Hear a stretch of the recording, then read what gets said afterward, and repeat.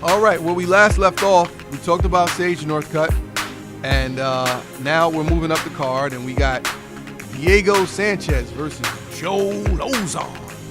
Joe, listen, if you were a UFC fan, I'd say in mid-2000s, you got a guy, Joe Lozon, who is the original human anaconda. He can submit you in a myriad of ways. And you got Diego Sanchez, who comes out fired up for every fight. This one, it's even money. And I think it's even money. I think it deserves to be even money. There's nothing you can do on this. I mean, you could bet 110 to win one. I wouldn't touch it. Nothing's moved. It's been even money. Both have been minus 110 pretty much throughout since it hit the sports books. And what do you do? Moving up, we got Gegard Mousasi versus Derek Brunson. This is actually going to be a pretty good fight. Gegard Mousasi, what can I say? Both of these guys are on the upper tiers of the middleweight division in terms of like where they stand. They're not in the middle of the pack. They're on the upper tier. And a win from either guy gets them closer to Michael Bisping. But I think that with the development that Derek Brunson has had over the past several years, I've seen him add more tools to his arsenal than Gegard Mousasi. And right now, Derek Brunson is plus 175, so I'd put my smart money on Derek Brunson. Book it.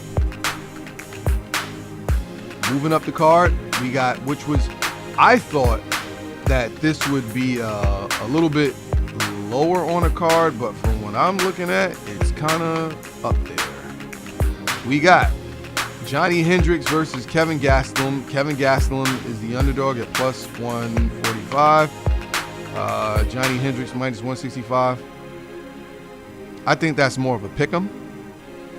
I don't know what type of shape Johnny Hendricks is in. I would actually wait to the weigh-ins. Actually, I don't know what type of shape Kevin Gastelum is in either. I would actually wait for the weigh-ins to decide whether I'm going to put any money on anyone. And that's what I usually do. I wait to the weigh-ins just to see how they look, because there's certain looks on their faces when they face off everything. I can almost tell, like, my weigh-in picks are really, really good. So not only do you have to listen to the UFC 200 special, Brotivation Sports Smart Money special, but you also want to get our live coverage, which will be streamed on our Snapchat at Fox Sports 1340, on our Instagram at Fox Sports 1340, on our Twitter at 1340 Fox Sports, or you can follow me at Champ Creed on Instagram, at Champ Creed on Twitter, at Champ Creed on Snapchat, at Champ Creed everywhere.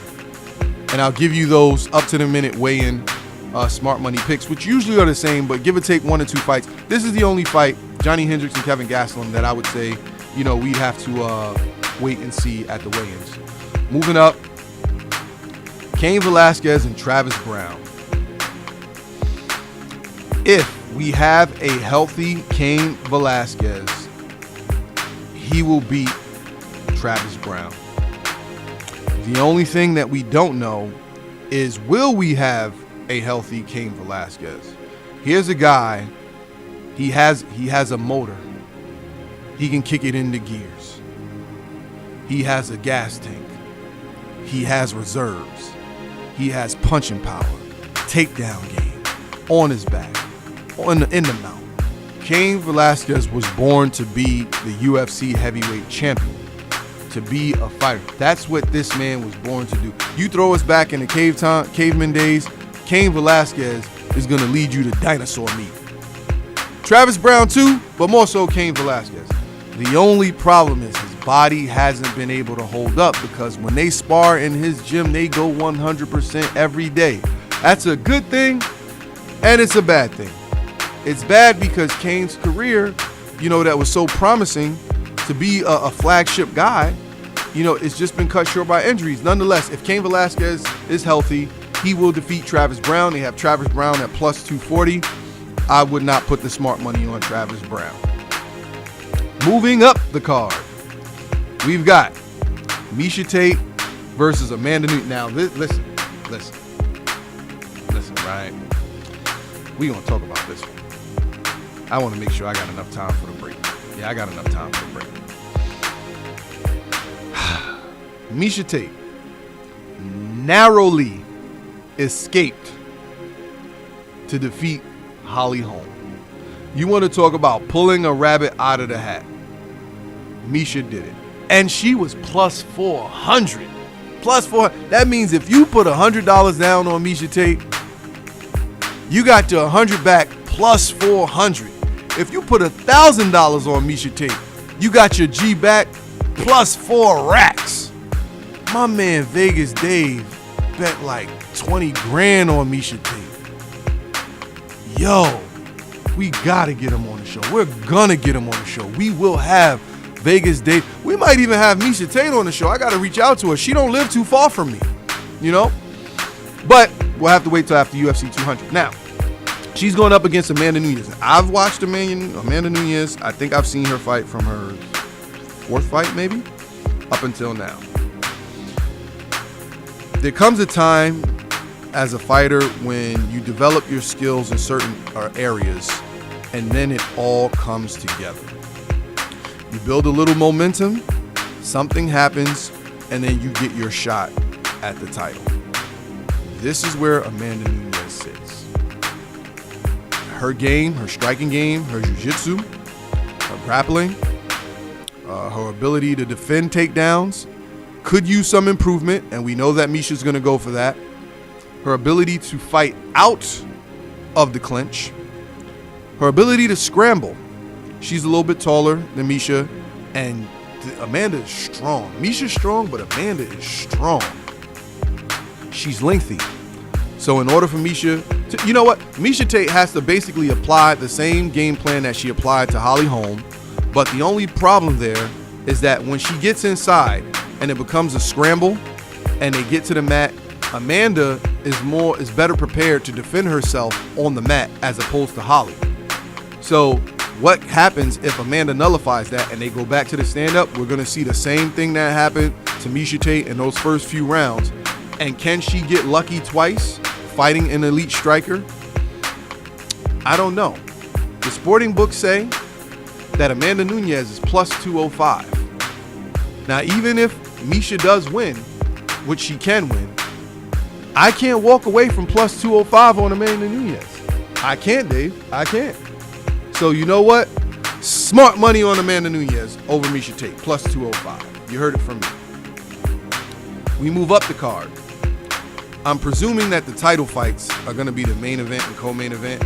So we'll just skip down to it where we got Mark, the Super Samoan Hunt, versus Brock Lesnar. The returning Brock Lesnar. The Brock Lesnar that's not going to take any drug tests because you're supposed to do so. Submit your reinstatement for, what is it, 4 days? Excuse me, 4 days, 4 months ahead.